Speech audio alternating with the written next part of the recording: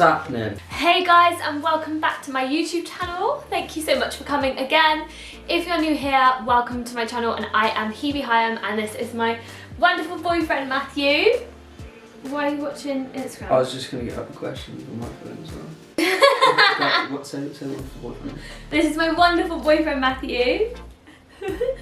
Today we are doing a fitness Q&A. I have asked multiple times on my Instagram for certain fitness questions, and we're just going to go through them today, answering some of the most common questions, and sometimes people are a little bit embarrassed to ask certain things, so in this video you might have a couple of answers for you that you are a little bit too embarrassed to ask, or just some things that you didn't know. So let's have a little look. What should we start with? Okay, so this is not really remotely anything to do that anyone's going to care about, sorry. But do you have a PT qualification, or is it Matt?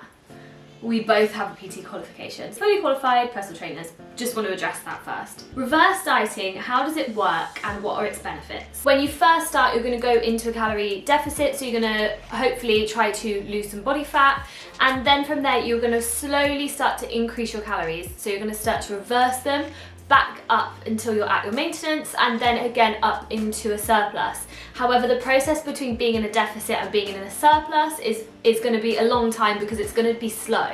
The benefit of doing it is that you are going to essentially avoid putting on too much excess fat, and also ensuring that you keep the muscle that you already have, or the muscle that you have worked towards getting. Yeah, there's a really good book on it by You've got it here. LAYNE NORTON and his missus. Holly BAXTER. Holly BAXTER. And essentially they do address at the beginning of the book that currently there's not too many scientific studies that are currently backing it.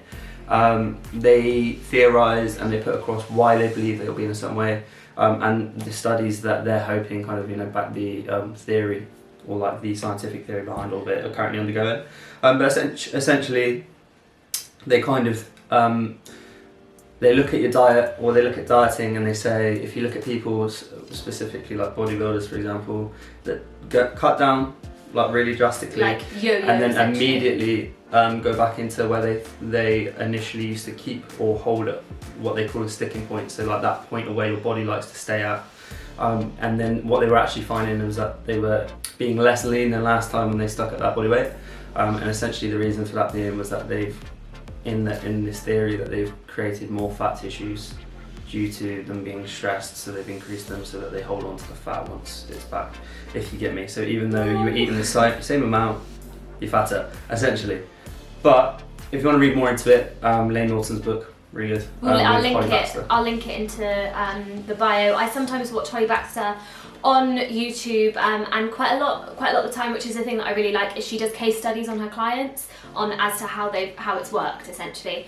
So I've watched a couple of her clients that she's worked with, and she sits there and literally goes through the process. She's cut them all the way down to really, really minimal calories, quite a high drastic deficit, and then she's very slowly creeped them calories back up, and they look great, all of her clients. So yeah, Holly BAXTER, and I will link the book below. How to go from cutting to bulking. I would probably do a reverse diet, so I would essentially slowly start to increase my calories until I'm at my maintenance calories, and then again up to a surplus. There is no right way about it. Essentially a surplus is a surplus, and cutting is cutting, so you are going to be obviously going from a deficit to a surplus. I would maybe go to maintenance calories for a few weeks, just to get your body kind of used to it. You don't really want to do that, like Matty was saying, that big jump from being in a deficit straight into a surplus. I'd probably go to your maintenance calories for a week or so, and then go up to surplus. Can I get a toned back / upper body by doing home workouts with body weight / light dumbbells? Yeah, at the moment we are restricted. Lightweights, you're just going to be doing high rep exercises, and there's a lot of bodyweight stuff that's actually very challenging that you can do, especially with your upper body. I think bodyweight upper body is definitely easier to do than lower body. Do you know what I mean? It's more challenging. Press ups are very difficult, dips are difficult, military press up or pike press up, however you want to call it. They're very challenging exercises for me anyway. I don't know if you would agree, but I definitely think that there is huge potential for toning your upper body at home. There's also loads of ways that you can overload your muscles, so it's not just weight. and reps. You can also implement time under tension. You can do 1.5 reps, which is time under tension again. So there's loads of different things you can do. So it's not necessarily just that, you know, you need to have more weight or do more reps. How do you stay motivated on your down days? You don't. You don't. Motivation, if you solely rely on motivation, then you're just not going to ever adhere to your diet/plan. So the one thing you want to try and do is implement as little friction into your life as possible. So what I mean by that is, for example, if your training plan is 7 days a week, when you lose motivation, 7 days a week is a lot of friction. So a way of making sure that we stick to plan and ensuring that, you know, we continue to you know, exercise efficiently and train efficiently would be to reduce that and make it more attainable or more sustainable when, you know, we're tired and you just don't want to go to the gym. Because there definitely are going to be days in which you don't want to go to the gym and you want to sit at home, drink half a bottle of wine and smash donuts. And that's okay. That's okay. That's okay. Who doesn't okay. love donuts or yum nuts? Yum Yums crossed with donuts from M&S. Yum nuts.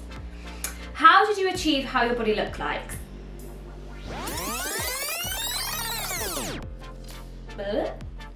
How did you achieve how your body looks? Like, it's exactly what I want to be, but I feel like it takes specific training and workouts to do that.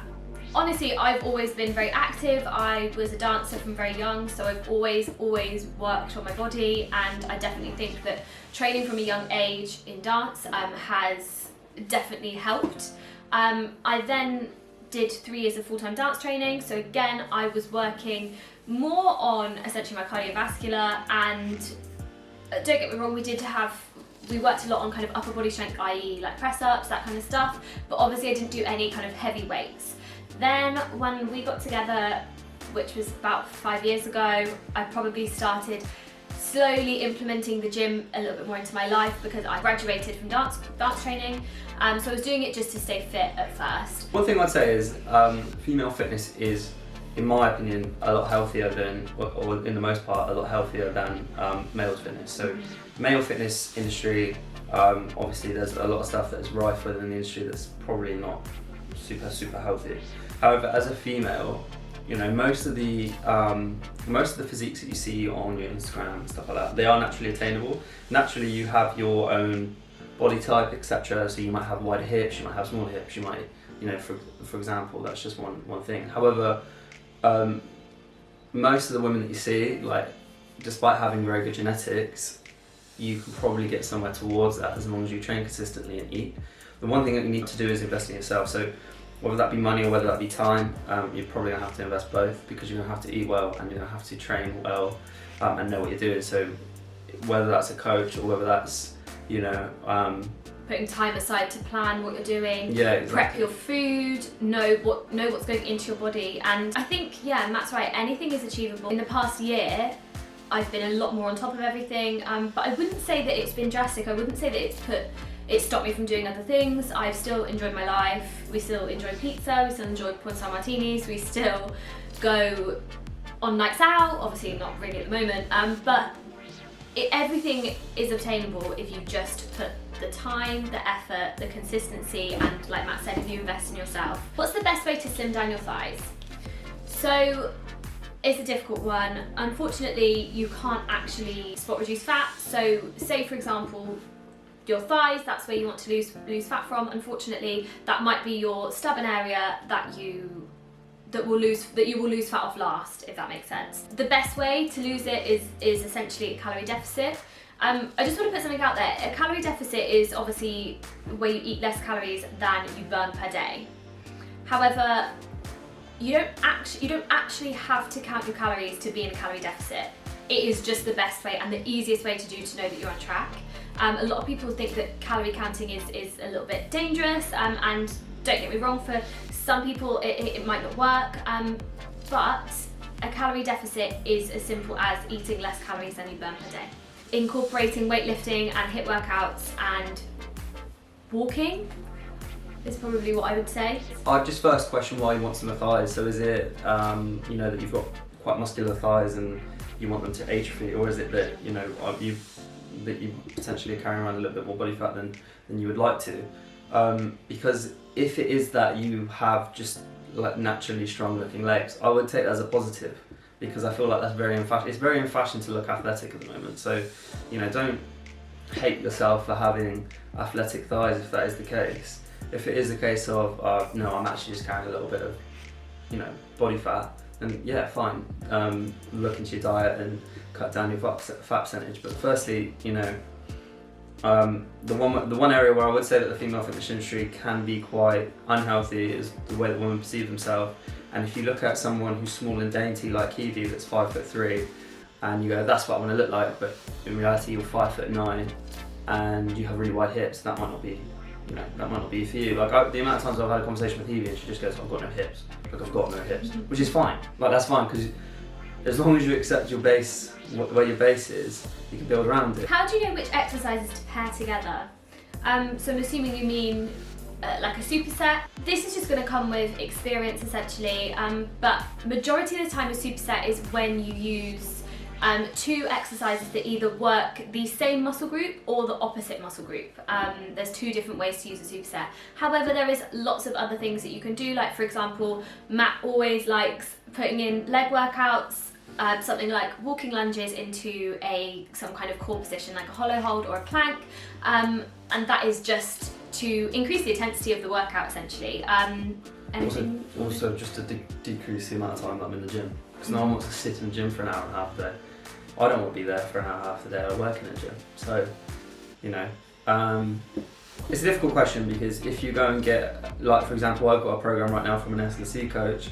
Their programming is going to look completely different to what I would program. Yeah. So essentially, in a traditional sense, you would do agonistic pairs, so like you'd do a tricep bicep, or you do two on the same exercise. One that might, so for like example, like a chest fly into a press, and the reason you might do that is so that you pre or post exhaust a muscle. But to be honest, there's no right or wrong. Right or wrong. But if you don't really know, just like maybe get some programming, because you can cause imbalances later on down the line, so you could end up just like every time you go for a jog you pull a hamstring. Sorry if we've moved, the camera memory card was full, so I had to start again. How to stay motivated? How do you stay motivated? Have we answered that already? Sort of. Well, I don't stay motivated. Yeah. You go through phases of feeling very motivated. You know, he really likes to look at Instagram. I don't really like social media for motivation. Yeah, I'm very hot on. Yeah.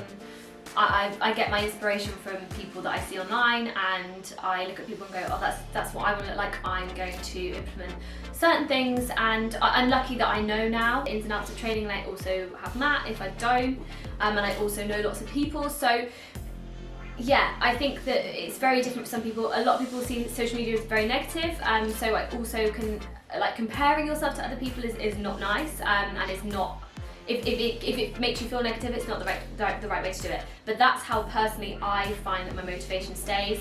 And Matt's right, I need to train legs today, I really can't be asked.